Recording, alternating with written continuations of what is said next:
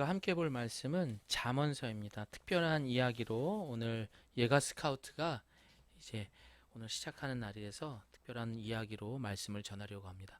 잠언 22장 6절 말씀입니다. 우리 함께 읽습니다.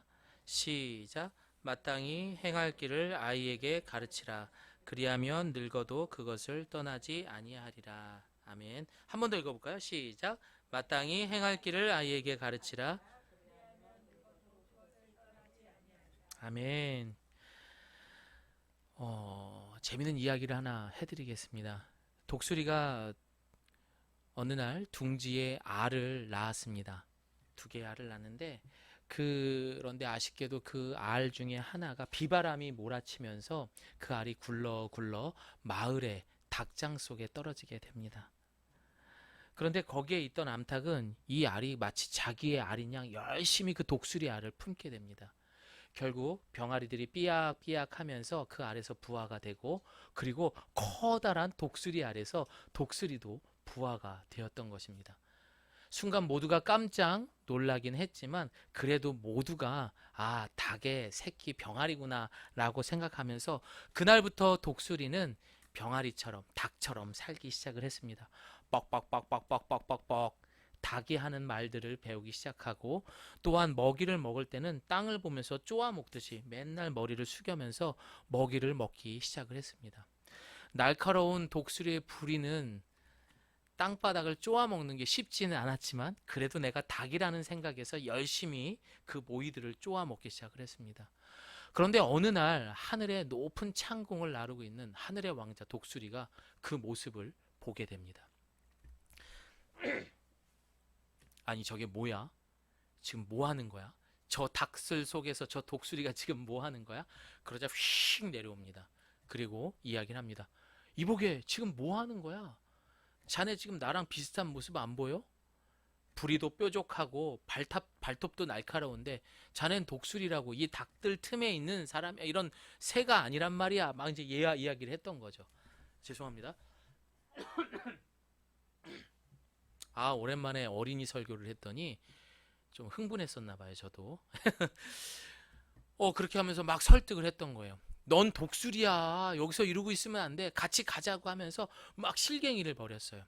그리고 난 다음에 이제 그 닭처럼 살아왔던 독수리가 이야기를 합니다. 아니야. 나는 뼛속까지 닭이야. 그러면서 자, 들어봐. 올 하면서 닭 소리도 막 내고 빡빡빡빡 하면서 이거 보라고. 나는 닭이야. 그렇게 하면서 결국에는 포기하고 그 독수리는 날아가고, 결국 이 이야기는 어떻게 됐을까요? 평생 닭인 줄 알고 살아왔던 독수리는 닭으로서 행복하게 살다가 죽었답니다. 어떻게요? 백숙이 되어서. 자, 오늘 이 이야기가 우리에게 주는 교훈은 무엇일까요? 우리는 어떤 환경 속에서 어떤 학습을 통해 성장하였는지에 따라서 현재의 나의 모습이 결정이 되는 거예요. 그리고 더 중요한 것은 금쪽 같은 내 새끼들, 우리 아이들이 어떤 미래를 살아갈 것인가가 결정된다라는 것을 우리는 알아야 됩니다. 과연 평생 땅바닥을 보면서 먹이를 쪼아 먹는 닭이 될 것인가? 아니면은 높은 창공을 멋있게 날아다니면서 사람들이 부러워하고, 그리고 사람들이 구경하고 싶고 관심을 받을 수 있는 그런 하늘의 왕자 독수리로 살아갈 것인가? 여러분, 가끔 그렇지 않아요? 우리 아이들은 예전에 안 그랬는데 어느 날부턴가 이렇게 가만히 지켜보면요, 고집스러운 면도 발견이 되고, 이 아이가 이렇게 소심했었나? 아니, 이 아이가 이렇게 우유부단했었나? 아니, 이 아이가 이렇게 떼를 쓰는 애였던가? 라고 하면서 우리 아이를 이쪽 저쪽으로 바라볼 때가 참 많았습니다. 자, 이런 아이들이 과연 처음에도 그랬을까요? 그렇다면은 우리는 오늘 본문을 통해서, 그리고 오늘 전해지는 이 말씀을 통해서 우리 아이들이 독수리처럼 앞으로 살아가기 위해서 우리는 어떤 노력, 부모로서 어떤 것들을 가르쳐야 되는지에 대해서 함께 나누고자 합니다. 우리 말씀 함께 읽어봅니다. 시작. 마땅히, 잠언 22장 6절 시작. 마땅히 행할 길을 아이에게 가르치라. 그리하면 늙어도 그것을 떠나지 아니하리라. 마땅히 가르칠 것을 가르쳐야 된대요.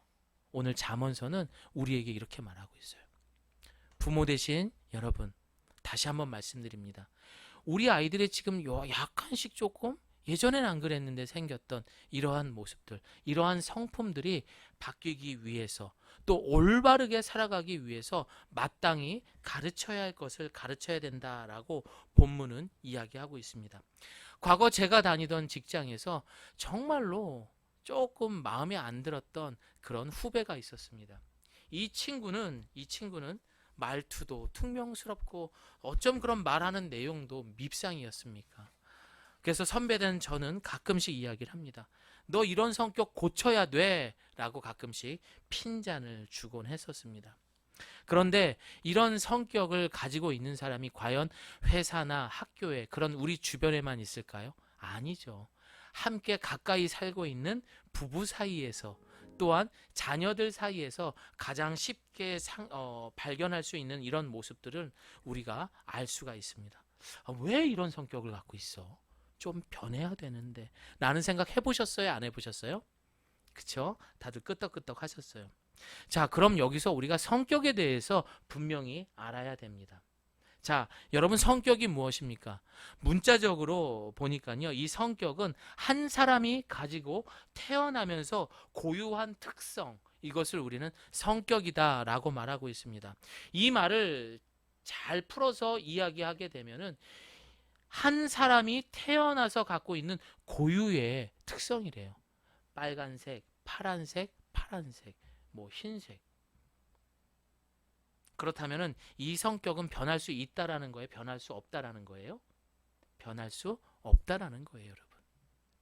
각 사람마다 갖고 있는 그 고유의 특성은 변하지 않는 것입니다.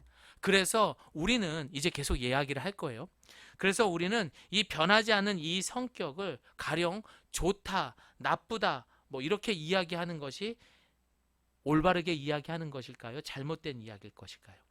변하지 않는 성격이다라고 말한다면은 이렇게 좋다, 나쁘다로 말해서는 안 되는 것입니다.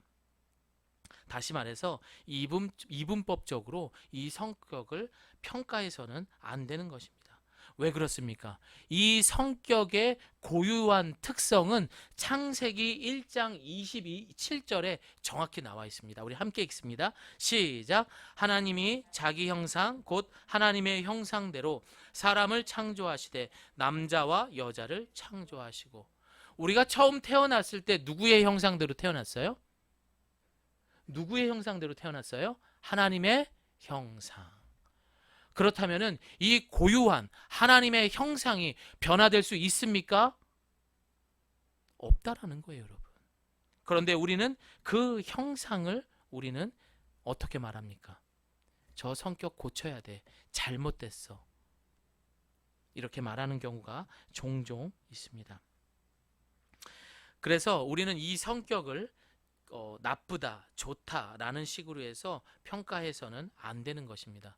다시 말해서 이 성격은 어떻게 해요?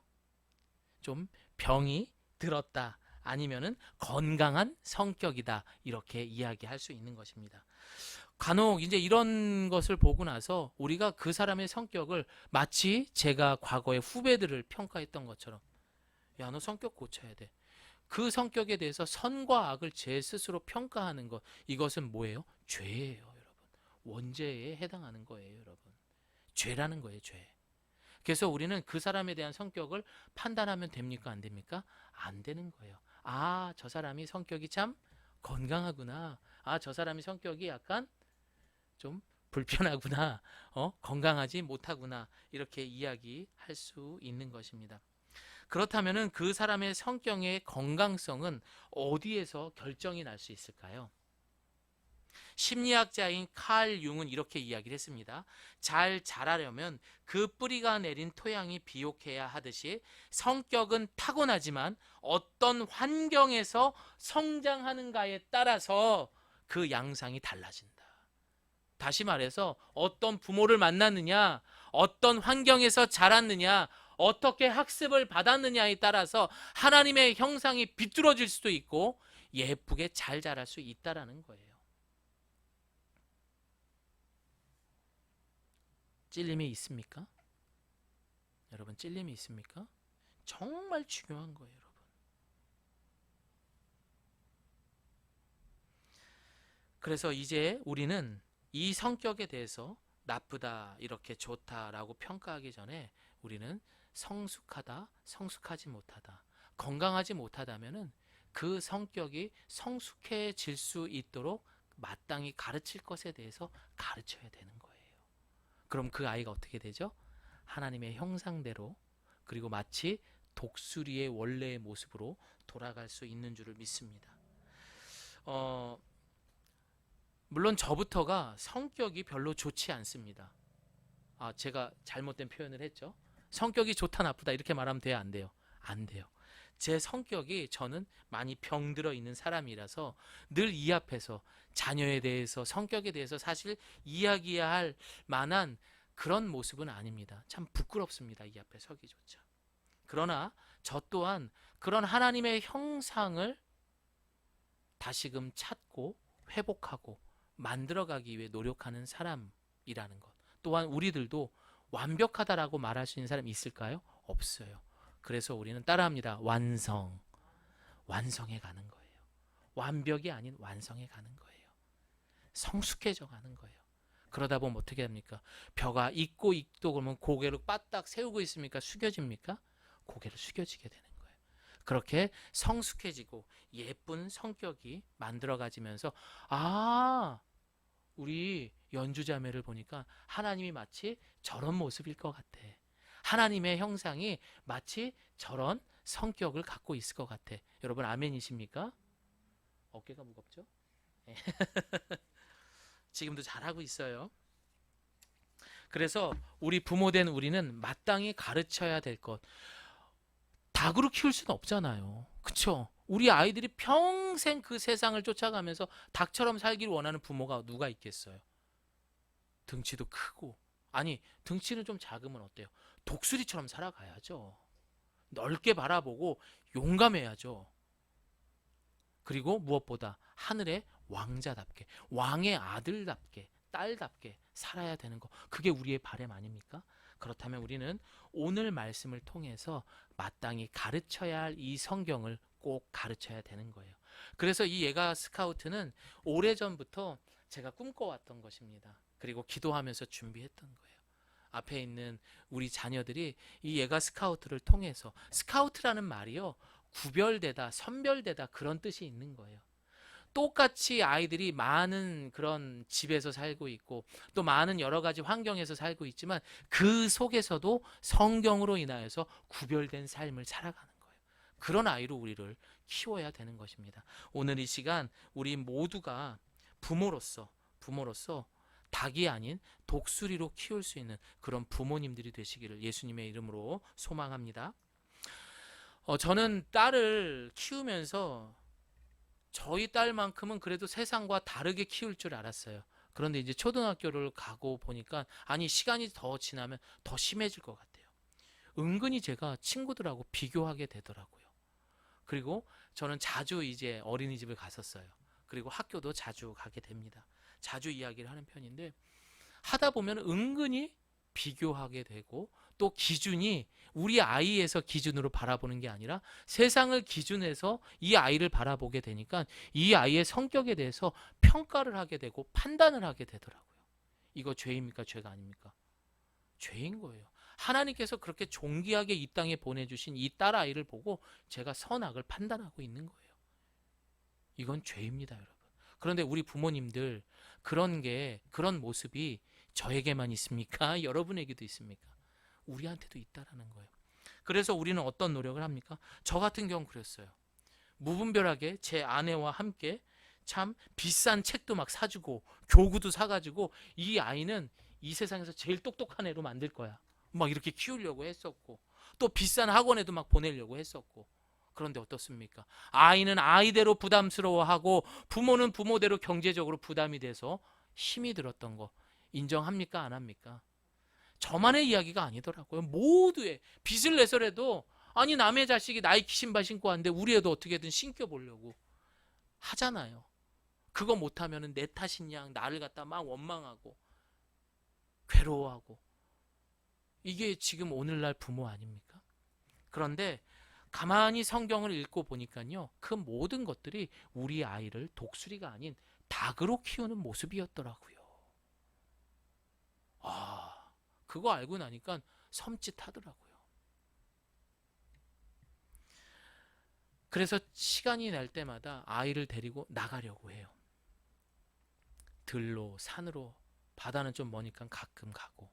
그럼 그곳에 가게 되면은, 야, 이 아이랑 같이 이곳에서 한 달에 한 번, 두 달에 한 번씩이라도 본인이 스스로 텐트도 펴보고 그 안에서 혼자 밥도 먹어가면서 여러 가지 독수리처럼 정말 넓은 세상을 바라보면서 생각하고 판단하고 또 그렇게 살아가기를 노력하면 얼마나 좋을까? 여러분 어떻습니까? 상상만 해도 우리 가슴이 막 더 시원해지는 것 같지 않습니까? 우리 아이들이 그렇게 잘한다고 생각해 보세요. 그래서 이 예가 스카우트를 시작하게 된 거예요. 그래서 이 아이들은 첫 번째로 이제 자신들이 캠핑을 가기 전에 필요한 그런 아이템들을 자신들에게 주어진 미션들을 해야 되는 거예요. 월요일 날 이제 이따 받아갈 거예요. 월요일 날 미션, 월요일 아빠 안마 해드리기, 뭐 화요일 날 미션 엄마 심부름 3개 해드리기, 이런 것들을 다 하면서 얘네들이 아이템을 살 수 있는 스티커가 붙기 시작을 하는 거예요. 그러면은 뭐 예를 들면은 원터치 본인만의 텐트를 구입할 수가 있어요. 와, 이거는 아빠의 것도 아니에요. 본인 소유예요. 작습니다. 그래서 집에서도 펼 수 있어요. 야외에서 쓸 수 있는 방수도 되는 거 좋은 텐트예요. 그리고 모자, 단복, 뭐 그 다음에 필요한 그런 이런 패치가 있어요. 뭐 예가 스카우트 이런 패치 막 붙이는 거, 뭐 이런 것들을 막 이제 모으는 거죠. 그렇게 해서 캠핑 장비가 이제 다 갖춰지면은 이 아이들하고 진짜 나가는 거예요. 캠핑장으로. 이제 이게 이제 예가 스카우트의 기본이고 전체적인 그런 프로그램을 설명해 드렸는데, 이 앞에 있으니까 여러분들이 더 하고 싶어 하는 표정인 것 같아요. 여러분도 같이 가셔도 돼요. 같이 가셔서 똑같이 그 프로그램에 참석하시고 캠핑을 하셔도 괜찮습니다. 아빠가 바쁘면 엄마 혼자 오셔도 괜찮습니다. 네. 그렇게 여러분 예가 스카우트가 이제 오늘로서 시작이 된 거예요. 그러나 그 예가 스카우트의 기본이 되는 것은 무엇입니까? 저희 예가 스카우트의 목표는, 저희 교회 이름이 뭐죠? 예가잖아요. 예수님의 집. 그래서 이 아이들을 모두 한 사람 한 사람이 하나님의 거룩한 집이 되는 겁니다. 그리고 그 목표와 사명을 어떻게 하느냐? 예가 스카우트의 목표는 거룩한 성전이 된, 그러니까 거룩한 집이 된 나를 통해서 세상을 밝히는 빛이 되는 거예요. 그러니까 이 세상에 이끌려가는 아이들이 되는 게 아니라는 거예요. 다른 닭들처럼 이 땅바닥만 보면서 모이를 쪼아먹는 그런 아이가 되는 것이 아니라 하늘로 올라가는 거죠. 그리고 이 세상에 내가 스타가 되기 위해서 노력하는 것이 아니라 오히려 그 스타보다 더 높은 빛이 돼서 어두운 곳을 밝히는 아이가 되는 거예요. 그게 얘가 스카우트인 거예요. 멋있지 않습니까? 저는 엄청난 자부심을 갖고 있습니다. 그래서 저희 교회뿐만이 아니라 다른 교회까지도 정착이 되면은 이것을 한번 진행해 볼 예정입니다. 여러분, 그래서 많은 기도를 부탁드리겠습니다. 세상에 많은 집들이 있어요. 그렇잖아요. 그리고 그 집들을 여러분 어떻습니까? 서로가 큰 집을 가지려고 노력을 합니다. 그러나 중요한 집의 의미를 안다면은, 여러분 집이라는 어떤 곳이에요? 내가 들어갔을 때 세상에서 제일 편안해야 돼요. 그리고 쉼이 있어야 돼요. 위로를 받을 수 있는 곳이 바로 집이라는 거예요. 그런데 어느 날부턴가 내가 집에 들어가면 불편합니다. 집에 만나는 사람들을 피하기 시작을 합니다. 집에 들어가면은 위로가 아닌 오히려 수고와 부담, 어려움들이 느끼기 시작한다면은 우리는 지금 우리의 집들이 병들어 있는 거예요. 그리고 무엇보다 예수님을 내 안에 모시고 살아가는 우리의 모습 하나하나의 그 성품과 성격에 병들어 있는 거예요. 그러나 이 예가 스카우트, 바로 예가 스카우트에서는 이 아이들이 성경에서 말하는 하나님의 집을 성전이라고 부르잖아요. 자신 스스로가 성전이 되어서 거룩한 것, 이 집이 정말 따뜻하고 위로받을 수 있고 쉼을 얻을 수 있는 집이 되기 위해서 말씀을 통해서 배워가는 거예요. 아, 나는 어떻게 됩니까? 내가 남자인가 여자인가 고민할 필요가 있어요, 없어요? 없다라는 거예요. 정확하게 내가 왜 남자로서 여자로서 살아가야 될 목적들을 말씀을 통해서 성전인 나를 통해 알게 되는 겁니다. 그리고 내가 이 세상에 공부 좀 못한다고 해서 성적이 좀 떨어졌다고 해서 세상 사람들과 비교하면서 아유 나는 이런 놈이야, 나는 이거밖에 안 돼 하면서 자존감이 낮은 아이로 살아가는 게 아니에요. 못할 수도 있지, 다음에 열심히 하자, 하나님 저 열심히 한번 공부해 보겠습니다, 이런 아이로 키운다라는 거죠. 무엇을 통해서? 성경을 통해서. 한마디로 예가 스카우트는 각자가 성전이 되어서 그 집을 성경대로 배우며 스스로 지어가는 거예요. 누구와 함께? 하나님과 함께. 비록 그 텐트 안에는 그 아이만 있을 거예요. 하지만 누가 함께 있어요? 그렇죠, 하나님 대신 우리 성령님께서 그 자리에 함께 하면서 이 아이가 기도하는 거예요. 하나님, 학교 가는 게 좀 무서워졌어요. 맨날 받아쓰기 하는 게 걱정이 돼요. 하나님, 저 친구가 계속 저랑 문제가 생기네요. 두려워요. 기도하기 시작을 하는 거예요. 얼마나 멋있습니까, 여러분? 사실 이 이야기들을 오늘 처음 오신 부모님들하고 좀 얘기를 나누려고 했는데 오늘 아이들만 맡겨놓고 가셔가지고 좀 안타깝고 상황이 참 이래. 참 그런 것 같아요, 여러분. 인생이 그런 것 같고 또한 목회가 그런 것 같아요. 그래서 우리는 철저하게 늘 준비된 사람으로서 살아가야 되는 거예요. 여러분 계속 기도해 주시고 그 부모님들도 이 자리에 함께 나올 수 있었으면 합니다.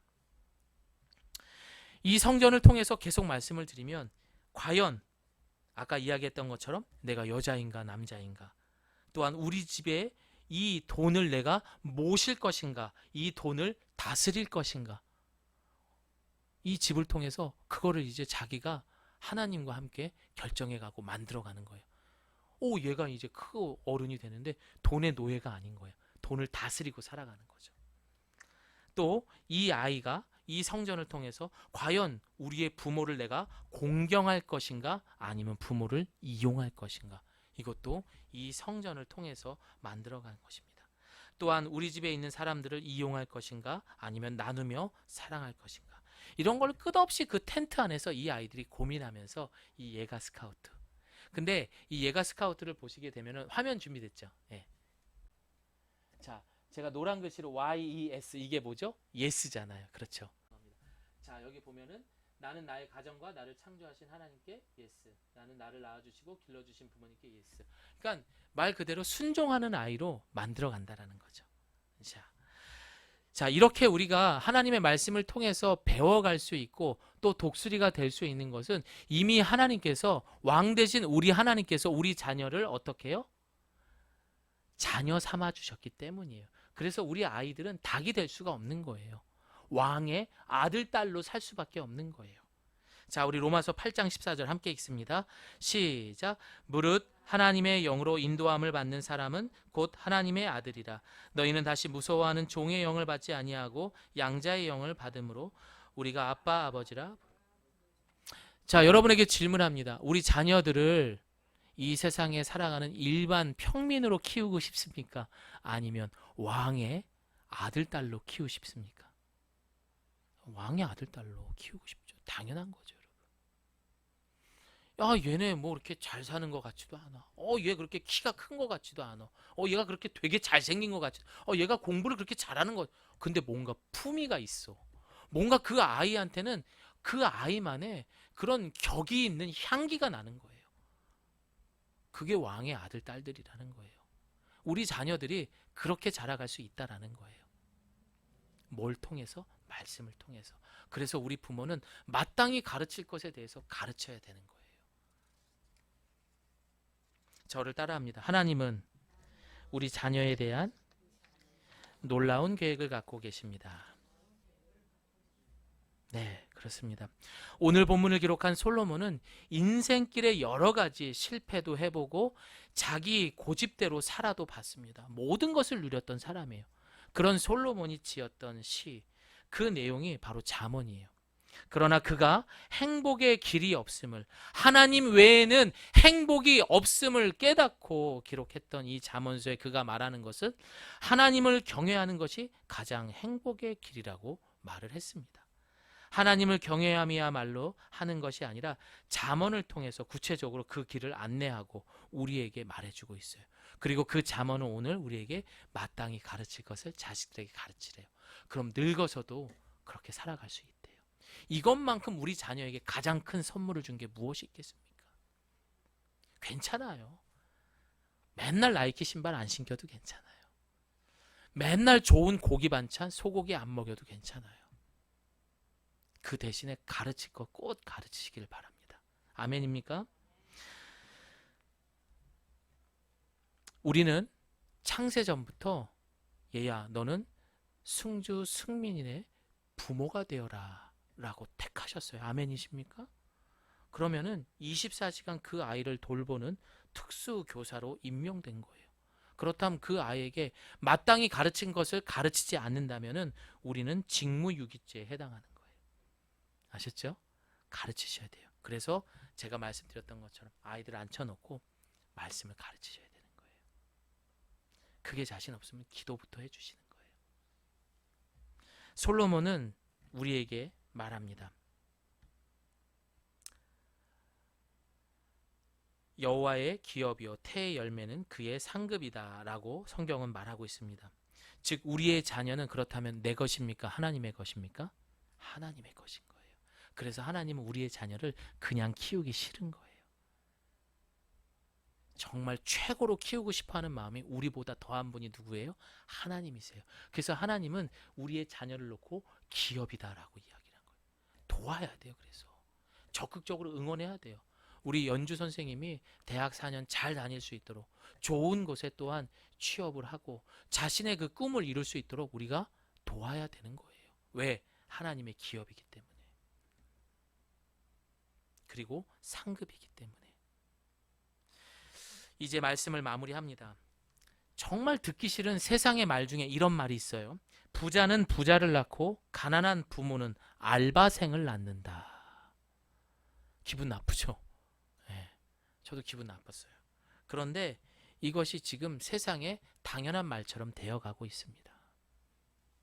결국에는 공부 잘하는 아이, 돈이 공부 잘하는 아이를 만들 수 있대요. 근데 점점 그게 굳어져 가고 있다라는 거예요. 여러분 이럴수록 우리는 더욱더 힘을 내야 됩니다. 힘을 내서 가르치십시오. 무엇을? 성경을. 하나님의 살아있는 말씀을 통해서 죽어가고 있는, 마치 자신이 학교 갔을 때 독수리의 모습을 잃어버리고 닭처럼 살아가려고 아둥바둥 살아가는 그 자녀에게 얘야! 정신 차려라. 넌 독수리야. 너는 왕의 아들이야. 너는 왕의 딸이야. 라고 분명하게 이야기하면서 이 말씀을 그 아이의 가슴판에 새겨주실 수 있는 부모님들 되시기를 소망합니다. 그래야 돼요. 이번 한 주부터 그렇게 실천할 수 있기를 바랍니다. 네, 그리고 우리 예가 스카우트를 위해서 계속해서 기도해 주시기를 바랍니다. 우리 함께 기도하겠습니다.